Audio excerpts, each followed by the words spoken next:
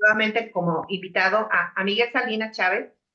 Él es analiza hace más de 30 años y tiene la plataforma de BIIE, que significa Boletín de Información de Inteligencia Estratégica. Además es escritor, pues, hace muchas cosas, tiene un currículum muy grande.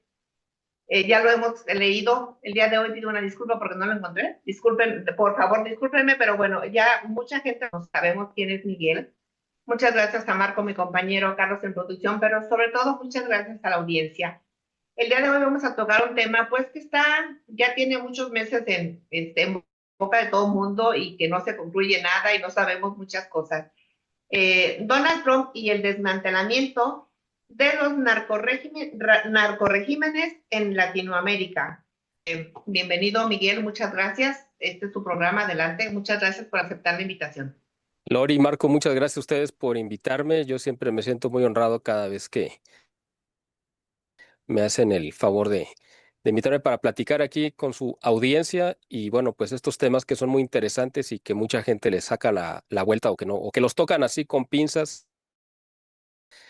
Los medios nacionales, las cadenas oficiales o que están comprometidas con el gobierno, pues obviamente tratan de no incomodar al régimen, pero nosotros tenemos y les agradezco esta libertad de expresión para poder hablar con plena libertad de todo lo que está pasando en nuestro país y pues, más allá de nuestras fronteras.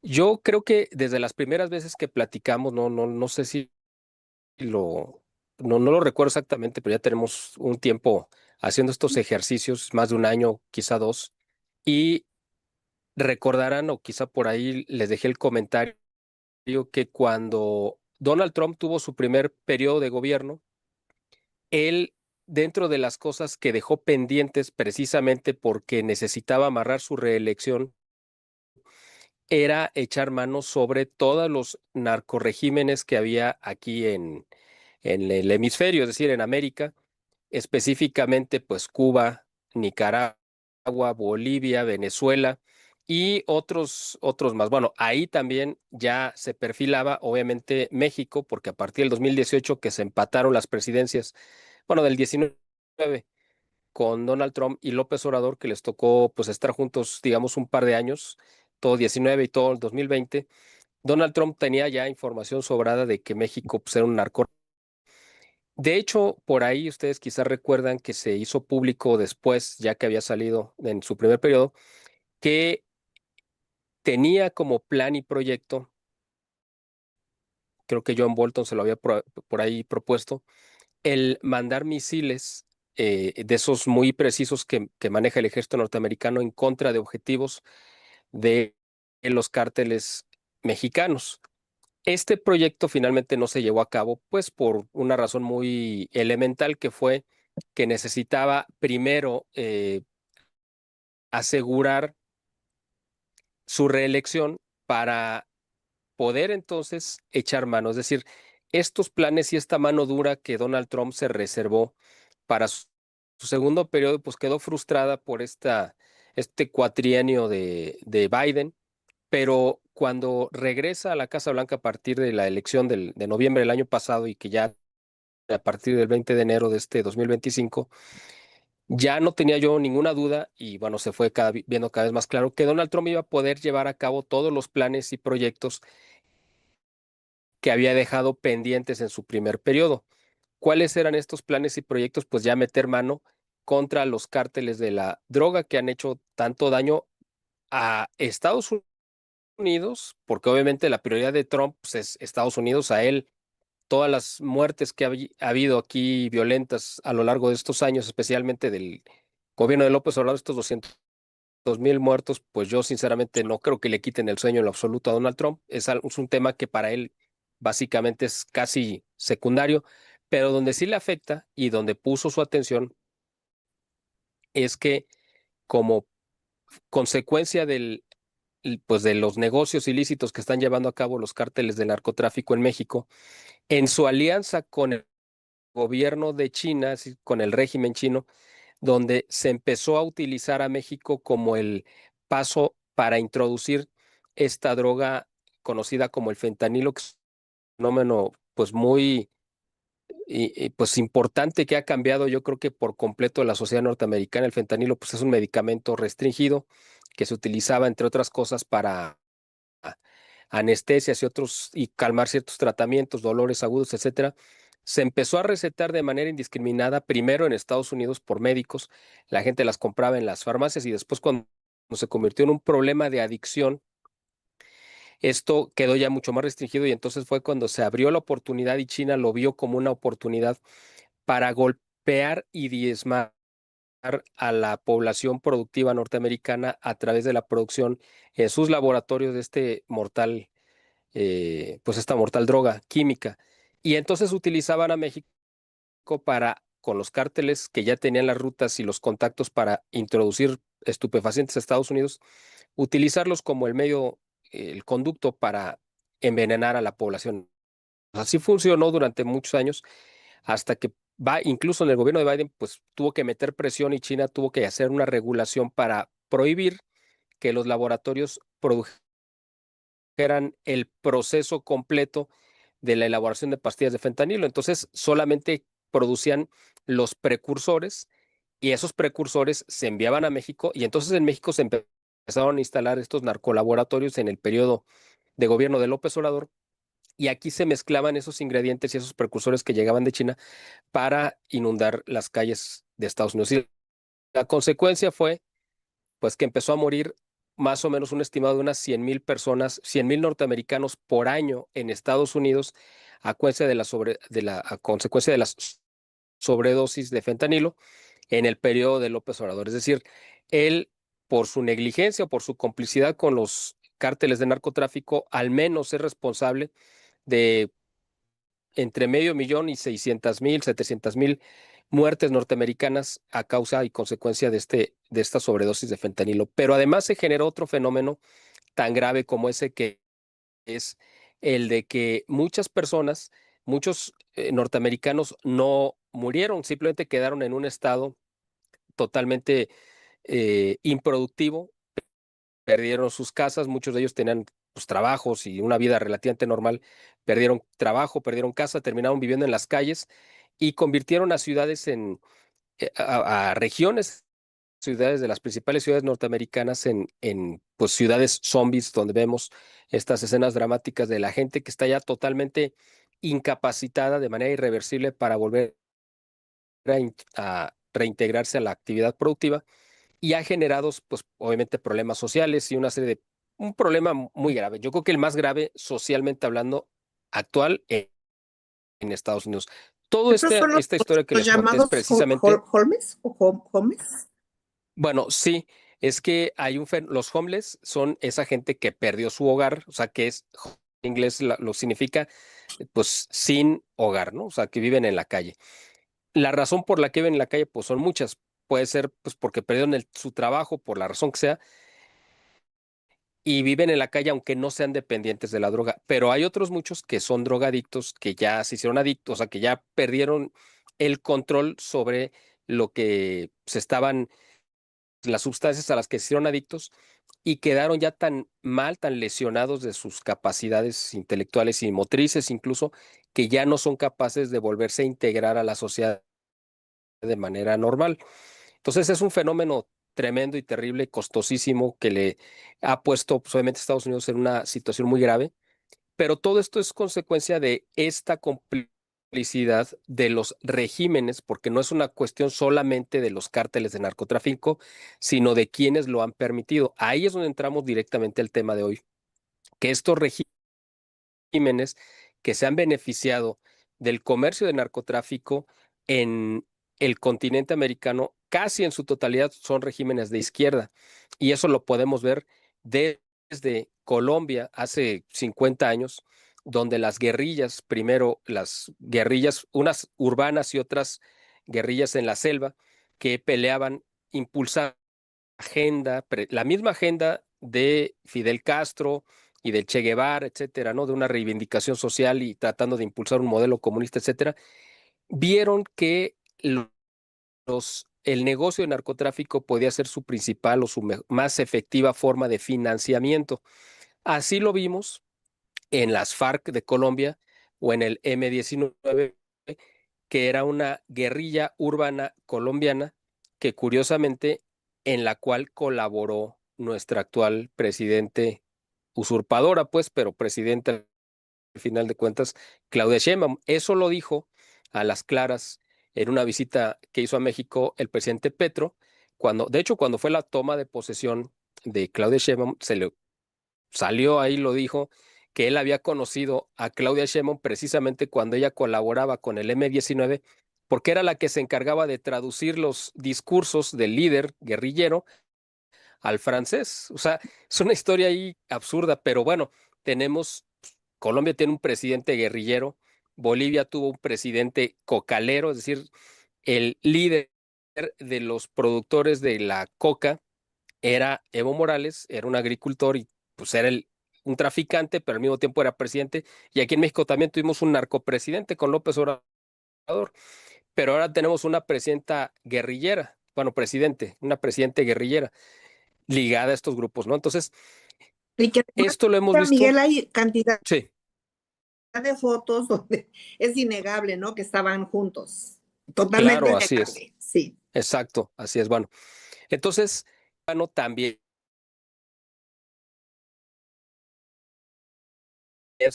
que ha llevado y que ha financiado parte de su estructura. Y ahora sabemos que Venezuela, con el narcorrégimen que inició hace 26 años, desde el golpe de Estado en 1999, y que luego heredó por ahí del 2014, 13, 14, por ahí, Maduro se ha involucrado también en las mismas redes de comercialización de la droga colombiana que la utiliza Venezuela para financiar su régimen también, ¿no? Y toda esa droga va principalmente a dar a Estados Unidos. Después, estos regímenes se aliaron con los enemigos más recalcitrantes de Estados Unidos, en el caso, por ejemplo, de Venezuela, pues con Irán, y a Irán fue una mutua retroalimentación porque al régimen iraní Venezuela le dio petróleo, Irán lo proveía de armas a Venezuela, hicieron un intercambio y también beneficiaron a otros regímenes de izquierda, por ejemplo, que quedaban en medio, que por ejemplo el de España. Actualmente el presidente Pedro Sánchez, que está bastante, pues pasando una crisis de credibilidad muy grave desde hace mucho tiempo por la corrupción, pero el partido más recalcitrante de izquierda que existe en España, que se llama Podemos, es una creación híbrida de Irán y Venezuela. Es una idea, digamos, un proyecto venezolano financiado con dinero iraní. Y Pablo Iglesias, que ahora resulta que se vino a vivir a la Ciudad de México, a la Colonia Condesa, para desde ahí difundir a través de un canal de televisión y una productora de medios audiovisuales para inundar de propaganda y defender las causas de la Cuarta Transformación. Obviamente viene pagado hoy con sus gastos por el gobierno de México, es decir, por nuestros impuestos. Entonces estamos viendo cómo están relacionados todos estos grupos, incluyendo a Nicaragua con Ortega, Daniel Ortega, y todos estos regímenes también estaba involucrado Ecuador con Rafael Correa y pues el Lula que ahora ha vuelto a gobernar Brasil. Entonces todos estos regímenes de izquierda que crearon el Foro de Sao Paulo y que en mayor o menor medida estuvieron involucrados en el beneficio y el negocio de narcotráfico, ¿no? Estamos hablando de Bolivia, Colombia, Venezuela, Nicaragua, Cuba y México, pues todos estos son a los que ya lo puso en la mira Donald Trump y dijo es el momento ahora sí, ahora que regreso a la Casa Blanca, pero además que tengo la mayoría del Congreso y de la Cámara, es el momento de que yo pueda limpiar el vecindario. Y hemos visto muchas medidas en torno a esto. De hecho, esta famosa cumbre que se llevó a cabo hace algunas semanas en Alaska a principios de agosto con el presidente Putin, yo creo que alguno de los temas, dentro de los muchos que trataron, fue precisamente para decirle y repartirse el mundo como lo vimos. Bueno, nosotros no nos tocó verlo, pero lo hemos estudiado a través de la historia, como fue la reunión de Yalta al final de la Segunda Guerra Mundial, por ahí de septiembre del 45, donde se reunieron Churchill con Truman y estaba, porque ya se había muerto Roosevelt. En la primera estuvo Roosevelt, pero en la segunda, que se llevó a cabo ese mismo año, en 45, en la de Yalta estuvo Truman y Stalin. Se repartieron el mundo, ¿cómo lo iban a dividir? Bueno, pues ahora vimos, yo creo que fue lo mismo con Putin, y por eso ahora vimos que esta semana, a lo largo de esta semana, Putin fue a China y se reunió con Xi Jinping, que es el presidente de China, el dictador vitalicio de China, y se reunió con Kim Jong, que es el dictador vitalicio de Corea, y estaba también Modi, que es el primer ministro de la India, y entre todos ellos formaron ese bloque para decirle a Estados Unidos, pues nosotros, el Oriente nos pertenece a nosotros, y ese es el momento en el que Estados Unidos despliega como respuesta sus tropas o una muestra de sus tropas a la costa, al Caribe, para mostrarle a Venezuela y al mundo entero que todo este hemisferio americano pues está bajo el control, dominio e influencia de Estados Unidos, mandándole un mensaje directo también a China de que saque sus tentáculos, porque en todos estos países que acabo de mencionar, Cuba, Nicaragua, Venezuela, también incluso Perú, eh, y bueno, pues bueno, los demás que mencioné, e incluyendo México, pues China ha llevado a cabo relaciones comerciales, legales o ilegales, porque China lo que quiere hacer es convertirse en lo que fue la Unión Soviética en el siglo XX, es decir, este gigante que empieza a devorar naciones para controlarlas y subyugarlas bajo su dominio. China lo quiere hacer a través, con una aparente cara de bondad, ofreciéndoles programas de desarrollo, créditos y obras de infraestructura, que por supuesto todos los países necesitan, pero viene con una trampa, obviamente. Esa trampa es que como estos países, China les ofrece créditos exorbitantes, y a la hora que estos países no van a poder pagar, porque no van a poder pagar, no tienen la capacidad, y precisamente China, ya que estudió bien sus economías, sabe que no tienen la capacidad de pagar, entonces se cobra los créditos tomando el control directo de la infraestructura, es decir, físicamente empieza a administrar lo que prestó para que lo construyeran. Como no tenían capacidad de construirlo por sus propias manos, ni tenían el conocimiento de hacerlo, entonces China también ofrece a sus técnicos, de tal forma que se convierte en una invasión literalmente china, pero con el permiso de una invasión que no es militar, pero que es totalmente para tomar el control, y además con la venia y el permiso de los países, y aparte con una deuda impagable que los va a dejar amarrados a las condiciones que China les exija. Esos son los planes y proyectos que China está llevando a cabo en Perú, en Nicaragua, en Venezuela, en Cuba y en otras partes. Por eso es que Estados Unidos despliega a su marina para decirle, hasta aquí se acabó esto. A Rusia también le manda el mismo mensaje, y curiosamente Rusia le da un respaldo completo al régimen de Maduro, diciéndole, nosotros tenemos, o sea, ustedes saben que cuentan con nuestro apoyo, etcétera. Es simplemente una jugada política, porque Rusia no va a intervenir militarmente para defender a Venezuela ni a Maduro, ni creo que Maduro se vaya a ir a refugiar a Rusia tampoco. ¿Cuál es la jugada de Rusia? Creo yo, es que quiere equiparar la posible, porque puede ser que se dé, invasión militar norteamericana a Venezuela, la quiere equiparar a la misma invasión que Rusia hizo en Ucrania, para Estados Unidos, y decirle, ¿no quieres que le diga invasión a que entren militares a Venezuela? Pues no le digo invasión, pero tú tampoco le dices invasión a lo que yo hice en Ucrania. O si tú dices que lo que yo hice en Ucrania es una invasión, yo también voy a decir que lo que tú hagas en Venezuela es una invasión. Aquí podemos entrar en un terreno que parecería simplemente de sinónimos o de semántica, un trasfondo legal.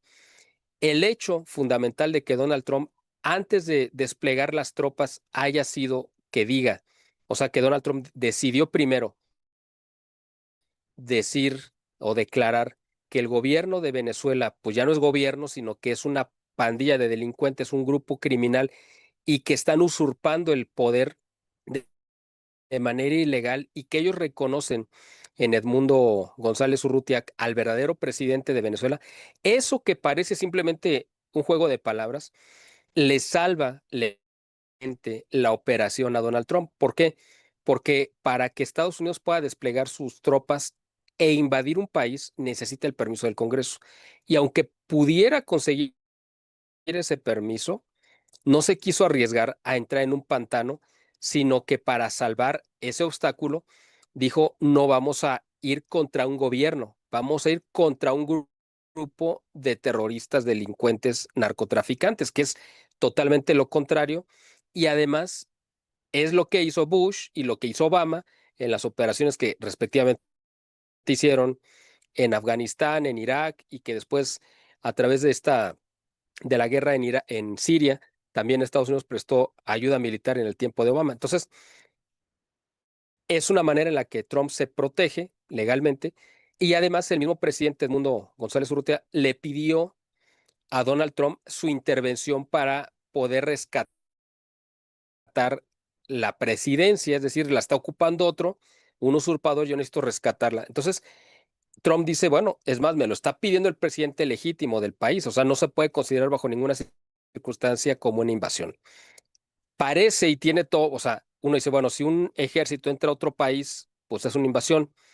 Pues sí, uno puede decir, sí, pero no está declarando una guerra porque no está combatiendo a un gobierno legítimo, sino a un grupo de usurpadores. Entonces, es lo que, este juego de palabras es lo que preparó el escenario para que Donald Trump hiciera esta jugada. En este contexto, también despliega Donald Trump a su secretario de Estado en una gira en Latinoamérica, que es creo que su tercera o cuarta gira, y es de llamar la atención que sea hasta este momento que venga a México, Marco Rubio, porque ya había hecho otras giras en otros países y a México lo habían ido relegando por muchas razones, pero en el momento en el que están ya desplegadas pues, la Marina norteamericana y después de haber dado el primer golpe militar con esta lancha que el gobierno de Venezuela dice que fue inteligencia artificial, incluso yo les puedo decir a lo mejor, porque yo había visto videos muy parecidos de cómo la Marina, la Guardia Costera norteamericana, hace esas operaciones igualito. Yo he visto documentales donde esa grabación que ustedes vieron y que yo también vi, pues yo no les puedo asegurar que sí sucedió exactamente el lunes. Pudo haber sido de archivo y la sacaron y la hicieron pública, ¿no? Puede ser, no sé. Pero lo importante es que Estados Unidos les está diciendo, estoy dispuesto a usar el fuego, o sea, fuego ya directamente, contra cualquiera que intente romper este cerco que yo estoy poniendo en torno a Venezuela. Y en ese contexto viene Marco Rubio a decirle a Claudia Sheinbaum, sabemos que este gobierno, porque además un día antes o 2 días antes lo había dicho Donald Trump en una entrevista muy larga con un medio, no recuerdo el nombre del medio, allá en Estados Unidos, eh, donde él dijo, bueno, el gobierno de México, o sea, México está gobernado por el narcotráfico, y la presidenta Sheinbaum, pues cuando dijo, sí, pues muy elegante y muy bonita, pues es una burla, obviamente, pero bueno, se la perdonamos a Trump, ¿no? Pero dijo, muy bonita, pero está muerta de miedo y no quiere actuar. Nosotros le hemos ofrecido nuestro ejército apoyo y ella no lo quiere hacer. Lo que no dijo Trump es con quién era con quien estaba muerta de miedo. O sea, no, nada más dijo que estaba muerta de miedo, pero no dijo quién le estaba provocando ese miedo. Porque yo puedo pensar en tres opciones. Una es, obviamente, pues los cárteles de narcotráfico y la reacción que puedan tener si se ven atacados. Otra es el socio principal de los cárteles de narcotráfico, que es López Obrador, y toda la estructura política que le dejó sembrada en torno a Claudia Sheinbaum, que es un campo minado literalmente. Hagan de cuenta que a Claudia López Obrador la puso en un círculo en medio del campo, y alrededor de ese campo todo está minado. Ella no se puede salir de ese círculo. Y llega Donald Trump en un helicóptero y le tiende una cuerda para decirle, pues yo sé que no puedes salir caminando, pero todavía tú una cuerda, yo te saco por arriba. Y Claudia Sheinbaum, pues siente tanto desprecio por Donald Trump como el que ha de sentir por López Obrador, y a los dos los ha de odiar igual, pero ese es el problema en el que ella está atrapado. Y yo no sé a cuál de los tres factores le tenga más miedo, si a Donald Trump, a López Obrador o a los cárteles de narcotráfico. Pero la realidad es que el diagnóstico que hizo Donald Trump pues, es totalmente correcto. Claudia está muerta de miedo y eso la tiene paralizada. Tiene tantos compromisos y López Obrador la dejó tan amarrada en todos los sentidos que ella no sabe por dónde salir. La única salida, o sea, es decir, en cualquier escenario ella sale perdiendo. Si ella se pelea con los narcos por obedecer a Trump, se pelea con los narcos y con López Obrador. Si se pelea con López Obrador, activa a López Obrador a los narcos y entonces ya tiene dos frentes abiertos, el político y el de la delincuencia. Y si se pelea con Donald Trump, pues obviamente se le viene el mundo encima. Entonces, en cualquier escenario ella sale perdiendo. El único escenario en el que ella podría salir sin generar un enfrentamiento con alguno de estos grupos, la única salida es la más, que puede ser la más improbable, pero eso no depende de nadie, sino de Dios, que es que se muera López Obrador. Porque si se muriera López Obrador, ella quedaría libre del compromiso, entonces podría enfrentar ahora sí toda la estructura porque quedaría descabezada, y entonces podría hacer muchas cosas porque ya no estaría ese tirano que la está controlando y que la está haciendo que se tropiece. Todas las veces, ustedes lo pueden ver, que Claudia Sheinbaum ha tratado de hacer algún acuerdo, una alianza con Donald Trump, o que Donald Trump le está obligando a entregarle capos o a hacer ciertas operaciones, como hemos visto que ha habido muchas, López Obrador sale a boicotearle de alguna manera.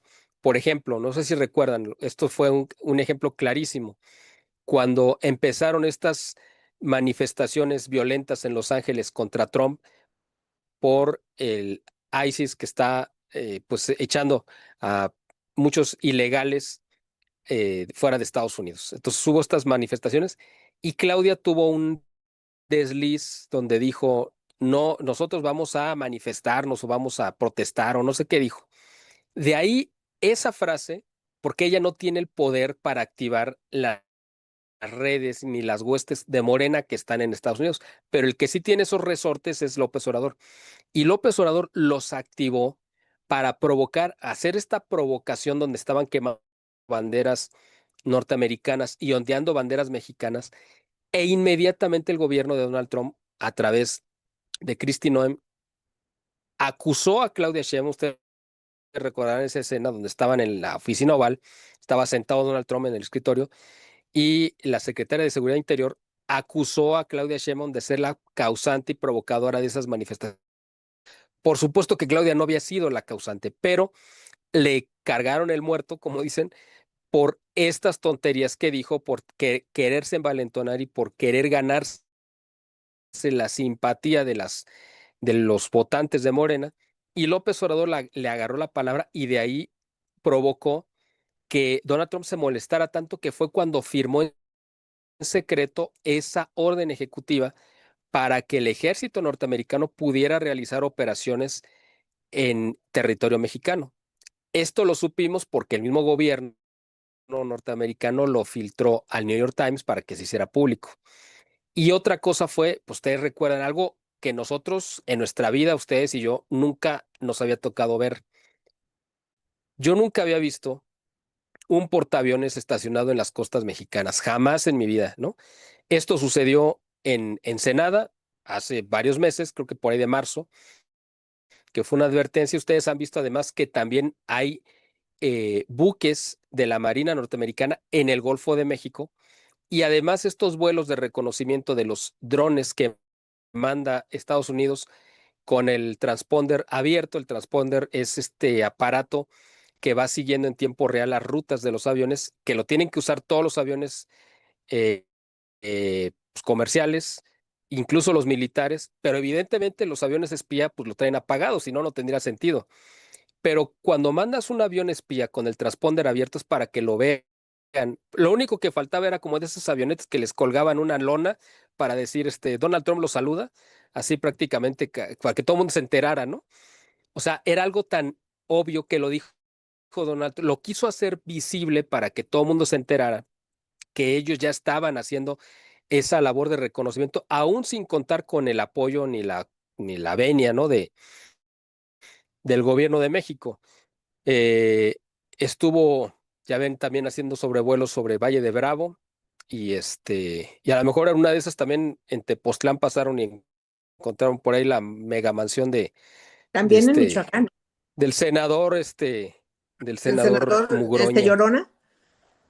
de Llorona, exactamente. Bueno, el tema es que está Donald Trump ya actuando de manera abierta, no le va a pedir permiso a Claudia, y el ridículo que hizo Claudia ayer, y ella lo confesó en la mañanera de estos días, bueno, no recuerdo si fue el día que vino Marco Rubio o al día siguiente, pero ella dijo, pues sí, otra vez le volvimos a decir el tema del Mayo Zambada, pero pues me escuchó y no me hizo caso. O sea, es algo tan patético que ellos siguen pidiendo que les devuelvan al Mayo. O sea, Mayo se lo llevaron y Mayo lo queremos. O sea, como la leyenda de los 43, ¿no? De Ayotzinapan, que vivos se los llevaron y vivos los queremos. Así querían, ¿no? Al Mayo de regreso porque saben.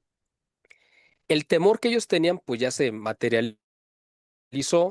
El Mayo negoció, está en proceso, pero ya negoció el hecho de que haya reconocido de los 17 cargos, 2, con eso era suficiente, porque con uno solo era cadena perpetua, así que lo demás era simplemente agregarle más betún al pastel, pero el Mayo se declara culpable, reconoce sus cargos, va a entregar parte de su inmensa fortuna y sobre todo y más importante que el dinero que va a entregar es la información que va a entregar, precisamente porque para tener un ejemplo de lo valioso que es esta información, al cártel de los soles ya lo tenían identificado, ya sabían que desde hace varios años, creo que desde el 2020, ya sabían también que pues Maduro estaba involucrado en el narcotráfico, etcétera, pero la prueba definitiva la aportó, es decir, em,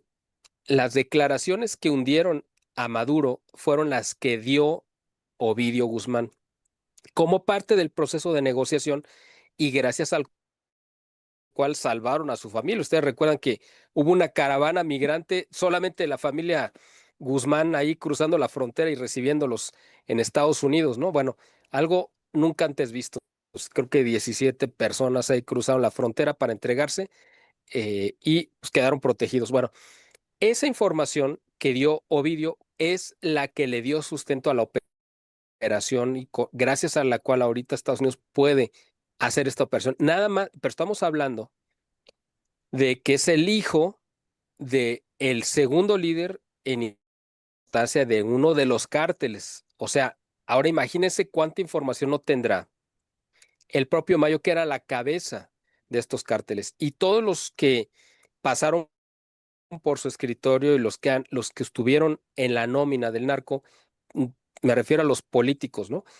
Entonces Marco Rubio seguramente vino a decirle claramente a Claudia Sheinbaum que los 90 días que están corriendo para ver si de verdad tiene la voluntad política de hacer algo, y eso, de esos 90 días faltan como 57, es decir, prácticamente 2 meses, que eso se vence a finales de octubre. Si no ven voluntad política de Claudia Sheinbaum para entregar a los narcopolíticos, vienen los aranceles, y una economía como la de México no aguantaría una carga arancelaria porque inmediatamente nos mandan a la quiebra. Entonces, la presión que está ejerciendo Donald Trump y Marco Rubio, o Donald Trump a través de Marco Rubio, es precisamente para obligarla, porque sí, ya les entregaron creo que 59 capos, ¿no? Algunos ahí cartuchos quemados, otros más quemados, otros menos quemados, y otros muy importantes, obviamente. Pero dentro de todos, al final de cuentas, estamos hablando solamente de narcos, pero esos son, aparte, pues ya estaban Pero detenidos. es lo que te iba a O sea, decir, Miguel, o sea, entregaron a quienes ya estaban procesados, ¿no? Aquí en México. sí, además, déjame comentarte dos ejemplos más de cómo López Obrador ha estado boicoteando cualquier opción de colaboración entre Claudia Sheinbaum y Donald lo ha hecho con la idea de hacer quedar mal a Claudia y evitar a cualquier costa que de verdad haya una colaboración real. Están estos dos casos que ustedes dos ya los conocen muy bien.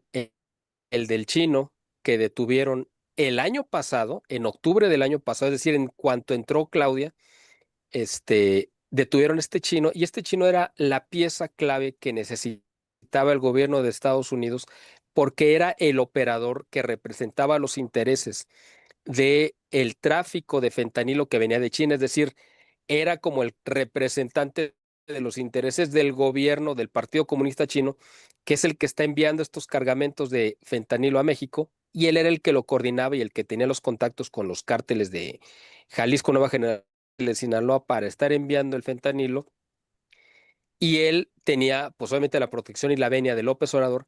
Lo detuvieron en octubre y después un juez determina que lo pongan en prisión domiciliaria y además da la orden de que el que debe de custodiarlo es la Guardia Y se, Nacional.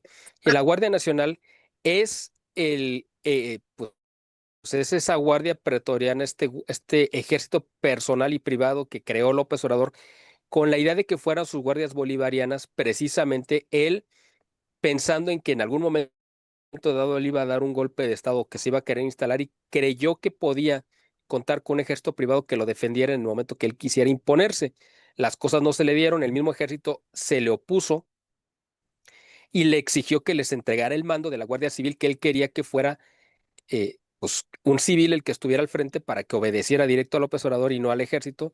El ejército finalmente le tomó el control, pero la Guardia Civil ha seguido, la Guardia Nacional, perdón, ha seguido respondiendo a los intereses de López Obrador. Por eso que comentas, por eso fue que le dio la orden López Obrador a la Guardia Nacional de que fugaran a este chino. O sea, lo dejaron ir, pues no, lo escondieron, lo que sea, ¿no? Pero ya no está, se fue. Eso causó, obviamente, una gran molestia, no solamente en Claudia Sheinbaum, porque iba a entregarles un trofeo muy grande, muy cotizado para Estados Unidos, sino para el mismo Estados Unidos, porque era la pieza clave que necesitaba para comprobar de manera material que sí el gobierno de China deliberadamente estaba enviando el fentanilo para afectar a Estados Unidos. O sea, con esa declaración, con ese personaje hubiera puesto de rodillas al gobierno de China y el hecho de que López Obrador hubiera actuado para hacer lo que se fugara fue un golpe que Donald Trump no le va a perdonar a Claudia porque, aunque no fue una orden de ella, pero ella es la que está al frente y es la que tiene que pagar los platos rotos. Y la otra fue unas semanas mega operativo que también llevó a cabo el Ejército, la Marina y la Guardia Nacional, en la que cercaron al Mencho precisamente, ya lo tenían para detenerlo y de repente otra vez la Guardia Nacional a través de un comandante le da el pitazo a uno de los sicarios de los guardaespaldas del Mencho que estaban ya por entrar por él y les dio tiempo suficiente para que se pelaran. Entonces, estas dos acciones, porque el Mencho ahorita, en este momento, es la cabeza más buscada, más cotizada de todo el narcotráfico a nivel nacional en México, porque las otras tres, o sea, eran tres cabezas que coordinaban los cárteles más importantes, ¿no? Era las dos facciones del cártel de Sinaloa, que era el Mayo y el Chapo Guzmán. Ya el Chapo pues, ya estaba detenido, entonces quedaba el Mayo y quedaba el Mencho. Ya tienen al Mayo, les falta el Mencho, que es la única cabeza que queda todavía de uno de los dos cárteles más importantes que hay en México.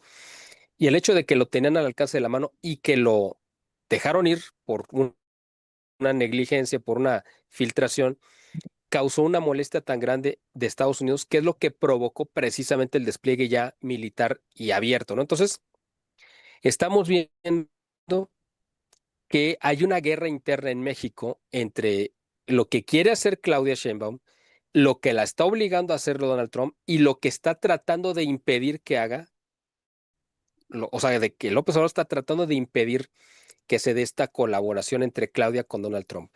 Entonces Donald Trump tiene muy claro que el enemigo número uno en México es pues, López Obrador y está tratando de convencer a Claudia de que tiene que romper con él. Ella, por su cuenta, en su foro interno, estoy seguro que es lo que más desea, deshacerse de él, pero sabe el costo político que tiene por todo pues, el campo minado que le dejó. Por eso es que están actuando, yo creo que de manera coordinada, el gobierno de Estados Unidos con el de Claudia, persiguiendo y haciendo públicos todos los escándalos de todos estos que son estas minas que le dejó López Obrador. Y empezaron con Adán Augusto, están ahorita con Oroña, también con Monreal, con el hijo de López Obrador. O sea, todo este espionaje de sus viajes, de sus lujos, de su despilfarro, etcétera, etcétera, más los escándalos de corrupción. Pedro Aces, que es el líder sindical, es esta nueva CTM que creó Morena y López Obrador para sustituir a la CTM, a la CROC, etcétera. Pues este Pedro Aces es un delincuentazo eh, terrible y es el más cercano colaborador y es una creación, digamos, de Monreal. Entonces, a todos los están golpeando en en sus diferentes flancos para desarticular toda esta red y entonces sí poder irse sobre la cabeza que es López Obrador. Yo creo que Donald Trump más tarde o más temprano va a obligar a Claudia a que le empiece a entregar morenistas, que es a lo que ella se resiste porque sabe que cayendo el primero, pues se viene abajo toda la estructura y todo este cuento que ellos han vendido de la honestidad valiente, pues se les viene abajo. Pero lo va a tener que hacer, pero además va a empezar con sus enemigos más odiados, ¿no? Y ahí es donde va a estar la verdadera guerra, porque Donald Trump perdón, porque López Obrador le puede activar ahora sí todas estas minas y hacerlas que exploten, porque una cosa es que estén ahí, pero no han explotado, pero en el momento que él las detone, se puede hacer un caos que pudiera incluso costarle el cargo, usurpado como sea, pero el cargo a Claudia Sheinbaum, porque él puede mover un proceso de destitución a través del Congreso, porque él es el que tiene el control. Y ahí es donde va a estar en juego, porque Donald Trump anunció que viene un proceso de revisión del Tratado de Libre Comercio que se va a renegociar el próximo año, pero en ese tratado hay cláusulas que impedían que sucediera lo que pasó con la reforma judicial de votación, etcétera. Eso estaba prohibido y lo hicieron. Estaba prohibido que desaparecieran a los órganos autónomos y lo hicieron. O sea, ha violado sistemáticamente los acuerdos firmados. Los morenistas han violado los acuerdos firmados del Tratado de Libre Comercio. Entonces, en el momento de negociar, una de dos, o lo cancela Donald Trump, que sería algo terrible para la economía nacional, es decir, nos mandaría directo a la quiebra, o nos vuelve a poner una serie de restricciones donde va a tener que deshacerse pues la reforma judicial, reconocerse que fue un fraude, yo no sé, pero Claudia está en el peor de los mundos posibles, se lo merece, ella propició llegar a ese lugar de manera tramposa, ella sabe que es responsable, es decir, no la estoy exculpando en lo absoluto, ella se merece lo que le esté pasando y cualquier cosa que le pase, pues ella se metió en ese problema y Donald Trump pues está haciendo y cumpliendo con su programa de gobierno y además lleva el acelerador puesto por dos cosas muy simples, porque bueno, ya son 4 años y tampoco es seguro que los vaya a cumplir porque pues mucha gente lo quisiera ver muerto y además pues porque tiene 79 años, es decir, tampoco es que vaya a vivir muchos años más. Posiblemente va a terminar su cuatrienio y va a vivir otros más, pero ya está más cerca de pensar en que tiene más prisa que si fuera una persona de 50 o 60 años que dice, bueno, pues todavía me queda bastante tiempo, ¿no? Bueno, uno, eso es lo que se imagina.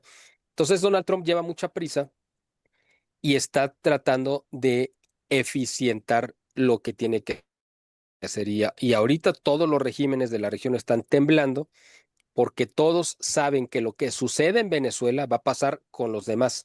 Y el siguiente, pues va a ser México.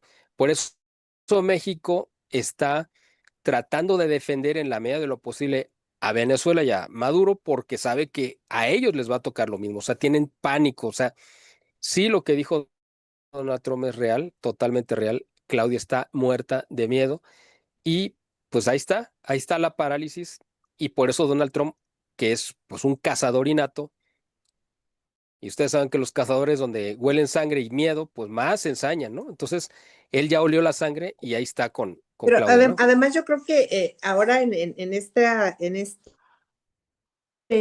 cuatrienio que tiene, en su segundo periodo, todos los que llegan al segundo periodo, como saben que no pueden tener otro, es cuando le meten a la aceleradora todo lo que quieren hacer, ¿verdad? Y Así es. yo me pregunto también, Miguel, eh, si el Mayo tenía 50 años operando, ¿cuántos? O sea, no quiero imaginarme cuántos están temblando de miedo. O sea, fueron 50 años sin que nadie supiera de su existencia. Bueno, no todos los 50 pero, o sea, tiene operando 50 años. Entonces yo me pregunto cuántos están temblando de miedo con estas declaraciones del Mayo, ¿no? Quisiera dar paso a la lectura de los comentarios de nuestra audiencia, si me lo permiten. Claro, claro, claro. Guadalajara 2008 dice: saludos a todos, encantado de estar en un programa más de Amigos Unidos por México. Un abrazo a todos. Muchas gracias, Guadalajara 2008. José López dice: me parece que más allá que Trump, el problema es que los gobiernos de Latinoamérica no han podido con los narcorregímenes. ¿Qué opinan de un líder extranjero de que un líder extranjero proponga la solución? Pues es que yo alguna vez lo dije y creo que ayer también, los mexicanos debemos hacernos cargo de nuestros problemas, pero la ayuda de estos señores es muy bienvenida, ¿no? Claro. Dice José López: para un problema que es interno, saludo, o sea, bueno, continúa la solución, continúa la pregunta. Solución para un problema que es interno. Saludos a todos desde Houston, Texas. Saludos, José A. López. Velayo, Italia. La seguridad nacional de Estados Unidos está ligada al desmantelamiento de los narcorregímenes. Eso es un hecho. Pero la pregunta es, ¿a qué costo? Pues es un costo muy alto, pero ahorita Miguel no lo va a decir. La misma Italia, Velayo, dice: ¿será que esta política de intervención podría generar más inestabilidad en la región? Saluditos a todos, me encanta su programa. Un abrazo, ya saben, aquí desde Italia. Igualmente para ti, un abrazo, siempre pendiente de nuestro programa. Eduardo dice: el enfoque de Trump de ir con mano dura contra los narcorregímenes en Latinoamérica directo. La pregunta ¿es la solución que se necesita o podría escalar la violencia en la región? Angélica Paulina: la propuesta de Trump para desmantelar los narcorregímenes en Latinoamérica es de mano dura. ¿Será para la paz? ¿Será que la paz justifica la intervención extranjera o es un riesgo que podría generar más violencia? Juan Pedro Torres: el discurso de Trump de que los gobiernos de Latinoamérica no pueden solos y que necesitan su ayuda es un pretexto para intervenir o en realidad incomoda que nadie quiere o una realidad incómoda que nadie quiere admitir. El mismo Juan Pedro, él dice es una demostración, una declaración de hostilidad contra México, contra nosotros, sus vecinos. Carla Parra: la estrategia de Trump contra los narcos también es un tema de soberanía.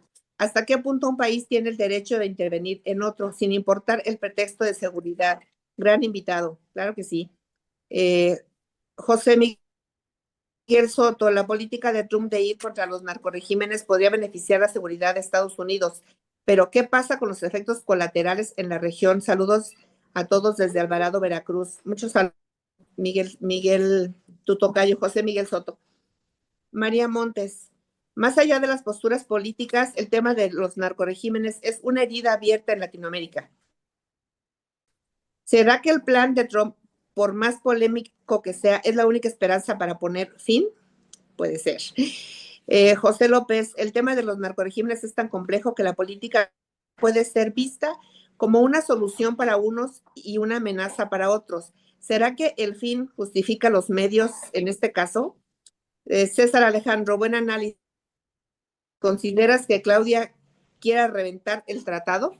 Pues ahí están las preguntas, Miguel. Tú me dices cuál quieres, si quieres que te repita. Ahora aquí Pues tengo mira, algunos dos. Tengo sí, así, otros adelante. dos mensajes Ok. más. O sea, Alex Ramos: el tema de los narcorregímenes es una herida abierta en Latinoamérica. ¿Será que la estrategia de Trump, por más polémica que sea, es la única esperanza para poner un fin a la violencia? Fanny Torres, la militarización de la lucha contra el narcotráfico impulsada por Estados Unidos no ha funcionado en el pasado. ¿Por qué la estrategia de Trump sería diferente y no causaría más daño a los países de la región? Eso es lo que tenemos por aquí. Sí, yo creo que la mayoría de las preguntas se centran exactamente en el mismo tema y preocupación de que si, bueno, una es si va a funcionar, como ahorita esta última pregunta, y la otra es si se justifica una intervención, aunque parecería muy polémico. Bueno, yo quisiera más o menos poner un ejemplo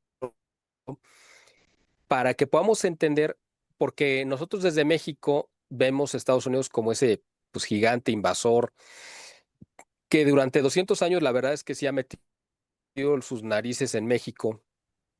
Bueno, no solamente la nariz, ha metido las manos y el cuerpo entero y ha hecho muchas cosas que pues obviamente nos tiene pues molestos, ¿no? Por las intervenciones continuas. De hecho, el primer gobierno que tuvimos en México, en el México independiente, que fue el de Agustín Iturbide, pues el que lo tiró fue Estados Unidos a través de su embajador Robert Poinsett, que fue el primer embajador y fue el que operó para que terminaran tirando a Agustín Iturbide. Y además él fue el que operó que se legislara para que si llegaba a regresar a México una vez que se fue al destierro, lo mataran. Es decir, a partir de ese momento se escribió una historia con sangre de intervenciones de Estados Unidos y a lo largo de la historia yo dediqué, de hecho, un video hace tiempo a contar cuántas intervenciones, cuántos cambios de régimen había propiciado el gobierno de Estados Unidos en México y yo he contado hasta ahorita 9 y me parece que está en marcha el 10º. ¿Cuál es el 10º cambio de régimen? Pues el del narcorrégimen de Morena. Bueno, para que me entiendan este ejemplo, vamos a invertir un poco los papeles. Vamos a pensar que tenemos un país mucho más pequeño que México, como podría ser Guatemala o El Salvador, el que ustedes quieran, y que de ese país nos está entrando a nuestro país algún producto o algún lo que sea que está matando a nuestra población de manera indiscriminada y que el gobierno de ese país lo está haciendo de manera deliberada en connivencia con grupos delictivos de ese país y que nosotros le estamos exigiendo de todas las formas que detengan esas agresiones porque están matando a nuestra población o porque nuestra juventud está quedando incapacitada. Y hagan de cuenta que todas las calles o las principales calles de las principales ciudades, ya sea Morelia, León, Guadalajara, la Ciudad de México, Puebla, lo que ustedes quieran, ¿no? En el norte del país, la que ustedes mencionen, estuviera llena de gente sin hogar, drogándose, incapacitada, etcétera. Entonces, para nosotros sería un clamor decir, alguien tiene que detener esto. Y si nosotros tenemos como país que somos mucho más grandes que ese pequeño país que nos está inundando de alguna droga o cualquier sustancia que esté incapacitando y matando a nuestra población, pues tenemos que intervenir para pararlo, porque ya vimos que ese gobierno es incapaz, y no solamente es incapaz, sino que además está en contubernio de esos grupos delincuenciales que están llevando a cabo estas acciones. O sea, yo lo único que quiero es, no estoy diciendo ni justificando una intervención, simplemente estoy poniendo en el lado de Estados Unidos y cómo ellos ven esto, y por eso es que para ellos es una lógica decir tenemos que intervenir, porque el gobierno de México no lo va a hacer. ¿Por qué no lo habían planteado antes? Bueno, porque antes de López Obrador, bien que mal, aunque existía y ha existido durante décadas el problema de narcotráfico, era un mal tolerado por Estados Unidos porque los consumidores están principalmente de aquel lado y el dinero, el grueso del dinero de narcotráfico se lava en Estados Unidos. Aquí quedan las migajas, aquí queda el dinero suficiente para que el negocio siga operando, pero el grueso de las ganancias está allá. Más o menos se cree, se calcula, porque pues, es un negocio negro e ilícito, entonces tampoco es que lleven libros de contabilidad ni pagan tampoco es tan fácil saber, pero se calcula que al año el negocio de narcotráfico es de $1 billón, o sea, 1 millón de millones de, de dólares, que es una cantidad exorbitante. La economía completa de nuestro país, completa es el gobierno y toda la actividad económica de nuestro país son, creo que ni a $3 billones. O sea, estamos hablando de que una tercera parte del tamaño de la economía de lo que es México es lo que se comercia cada año de estupefacientes. Bueno, de ese billón, a lo mejor aquí en México se queda, y se me hace mucho, el 10%, y se me hace mucho. Y el otro 90, pues se va a Estados Unidos o a otros lugares, a China y otras partes. Y ahí es donde se lava y ahí es donde el dinero realmente se necesita de aquel lado. Bueno, ¿a qué voy con todo esto? Que Estados Unidos sabe que existe esto, lo necesita porque la población de allá es la que lo consume y además ese dinero les cae muy bien. Pero una cosa es lo que estaba sucediendo antes de la llegada de López Obrador, donde las drogas mantenían pues calmada la población, era un negocio, el gobierno controlaba y les decía y estaba en contubernio y se dejaba sobornar, estoy hablando del gobierno de México, y los dejaba operar y les incautaba aquí y allá. Eso es una cosa. Y otra, lo que hizo López Obrador, que fue, ¿saben qué? Les entrego las llaves del país, dispongan, sírvanse ustedes. Y eso trastocó por completo, no solamente la sociedad, sino la economía de México. ¿Cuántas empresas no han cerrado por los cobros de piso? ¿Cuántas familias no se han enlutado? ¿Cuánta actividad económica no se ha perdido?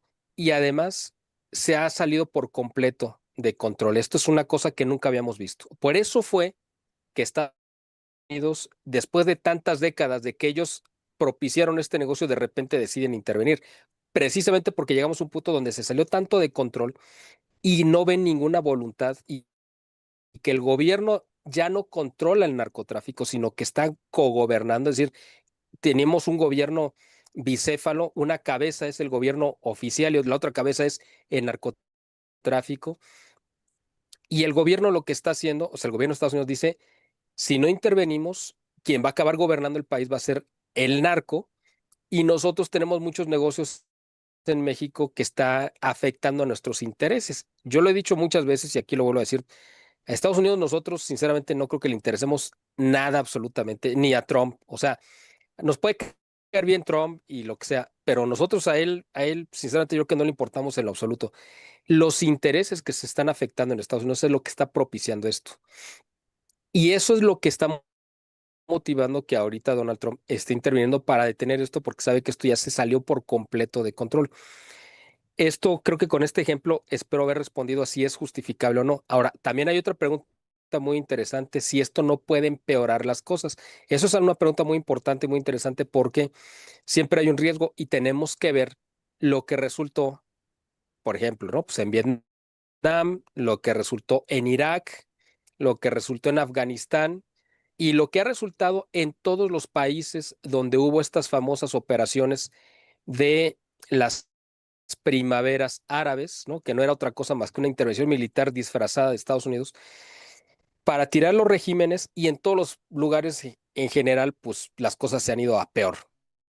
Yo creo que por eso, pero no es lo mismo y Estados Unidos, la verdad, dice, mira, si en Irak se matan, pues no importa, si en Libia se matan, si en Sudán, en donde sea, pero no es lo mismo que allá la cosa se salga de control y lo más que puede pasar es que Estados Unidos diga, ¿saben qué? Yo retiro mis tropas y ustedes ahí mátense, a decir, es que estamos en México y si provoco un caos de ese nivel, se me van a querer brincar 3 o 4 millones de mexicanos y no los voy a poder detener con nada, ni aunque ponga todo el ejército norteamericano en fila, vas a detener una oleada de 3, 4, 5 o 10 millones de personas saliendo. Fíjense la población, vamos para que tengamos una idea. En Venezuela, la población de Venezuela, de venezolanos, es más o menos de 40 millones de venezolanos. No los que viven en Venezuela, sino son los venezolanos que hay en el mundo. De esos 40, que la mayoría vivían en Venezuela antes de la revolución de hace 26 años, 40 se han tenido que ir huyendo casi 10 millones. Se calcula que entre 7 a 9 millones, vamos a dejarlo en 8. Estamos hablando de una cuarta parte de la población. De un país de 40 millones, 10 se han tenido que ir. Bueno, muchos se han ido a Colombia, otros se han ido pues, a donde pueden, a España, y otros han terminado pues, aquí en México, y otros, muchísimos han ido a Estados Unidos. Imagínense que en México somos alrededor de unos 140 millones, yo creo. Si estamos hablando de que una cuarta cuarta parte de venezolanos se fueron porque pasó este caos a lo largo de los años, no es que se hayan ido todos de golpe.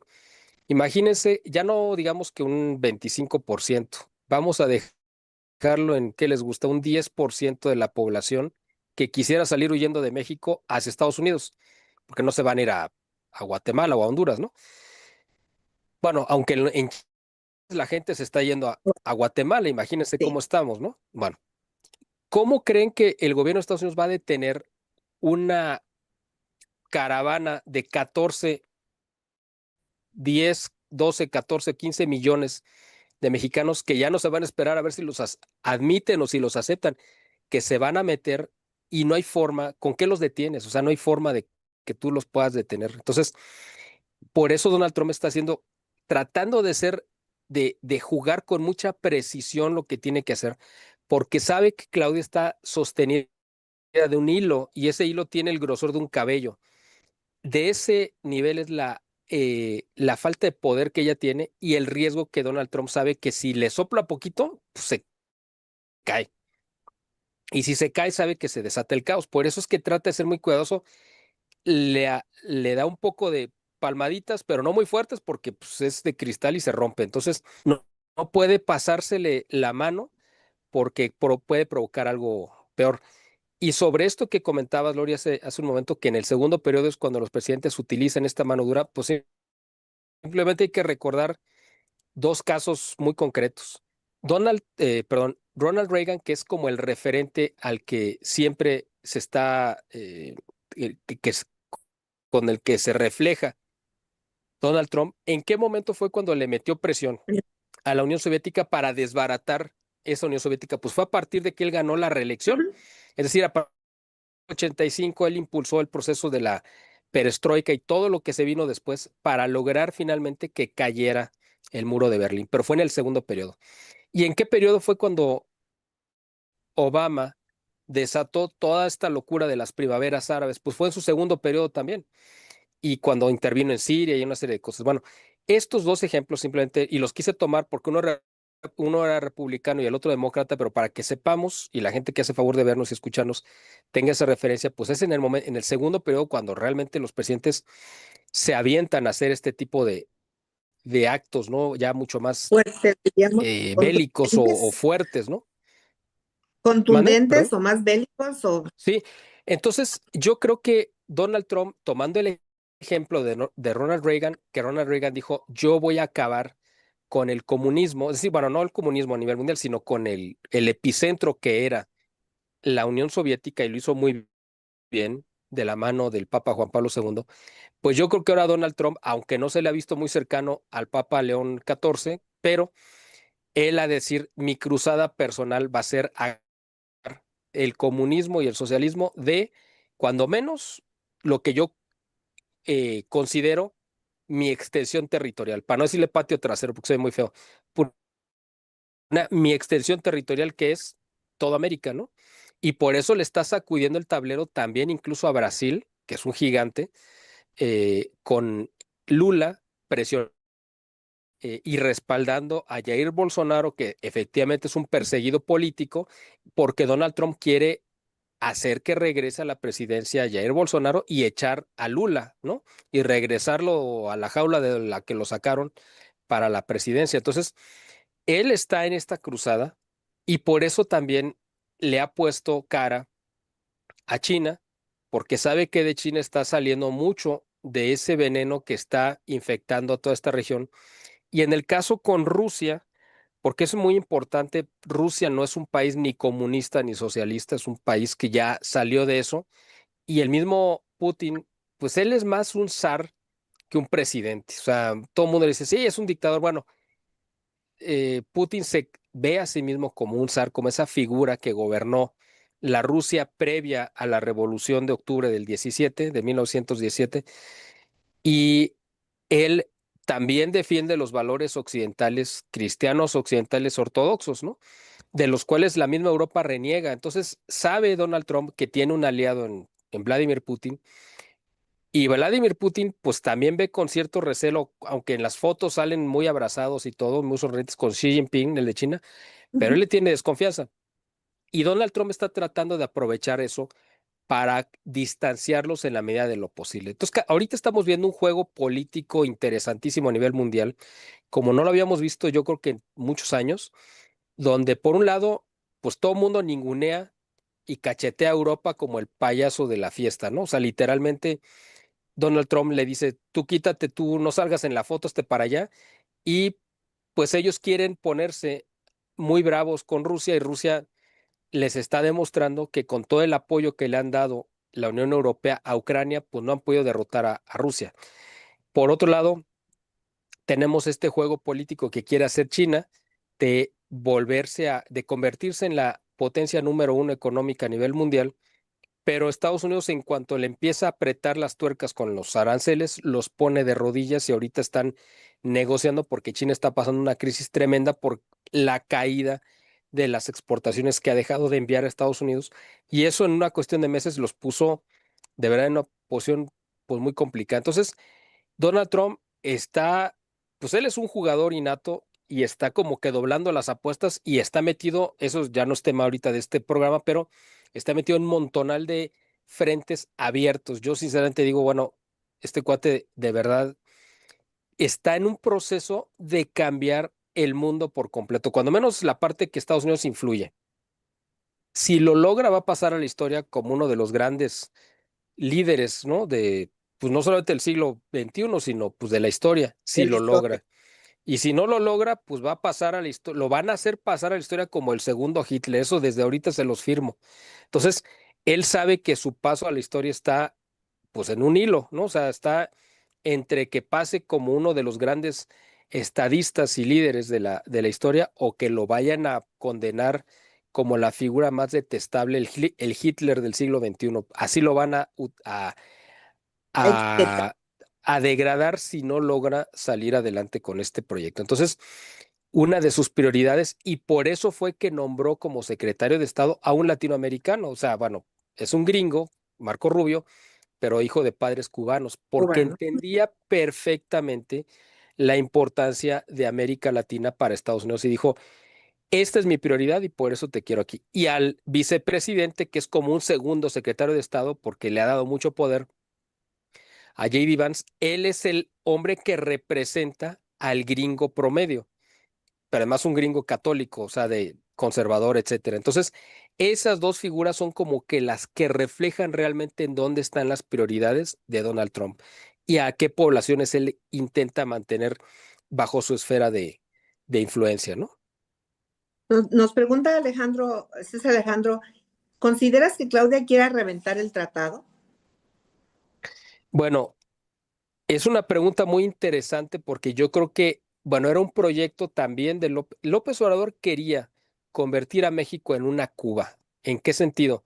En que fuera un país que rompiera relaciones con el mundo exterior y convertirse en una isla política y económica que se viera el ombligo todo el tiempo, es decir, que viera hacia adentro y que ya no tuviera influencia ni injerencia exterior.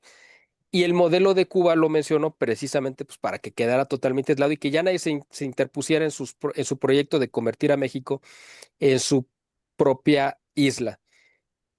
Obviamente no lo pudo hacer. Evidentemente hay demasiados lazos que unen a Estados Unidos con México y no se lo permitieron. Claudia, ideológicamente ella quisiera, porque el Tratado de Libre Comercio es el epítome del neoliberalismo. O sea, es como el triunfo más grande del neoliberalismo.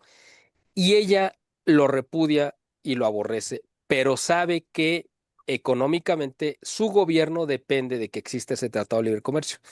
Es decir, si se llega a cancelar, la economía se colapsa y quiebra, la primera que va a caer junto con el peso, pues va a ser ella.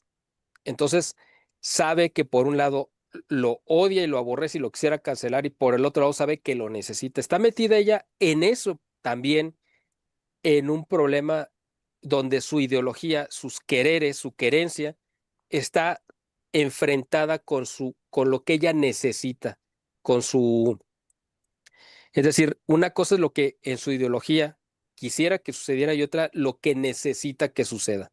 Entonces, ahí está en ese juego y por eso tiene esa cara de amargura, pues ya ustedes la ven todos los días, digo, los que tengan la paciencia y que no se les revuelve el estómago de verla, pero ustedes la ven cómo está con ese gesto pues de asco, de miedo, de coraje, ¿no? Se le ve totalmente en coraje, una ira contenida todo el tiempo en las mañaneras.